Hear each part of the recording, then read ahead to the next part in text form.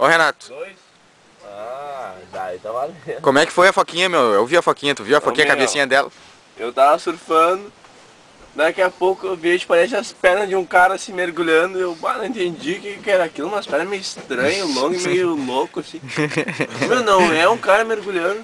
Bah, fiquei reparando assim, foi em direção à beira, bah, mas muito na beira assim. Daí tu me avisou. Daí eu te avisei, né? Bah, meu, vi alguma coisa estranha ali, meu, parecia um cara mergulhando, mas não é um cara mergulhando.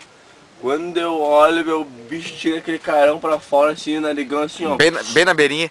Lá bem na beirinha, expirando ar, assim, saindo um jato de ar quente assim no nariz do bicho, ó. Meu, só com a carinha pra fora assim, ó. Ó, meu, bichão grande, meu. Ô, meu, 300 quilos tinha o bicho, no mínimo.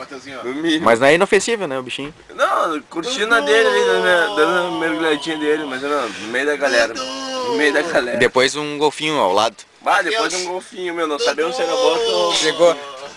Dudu!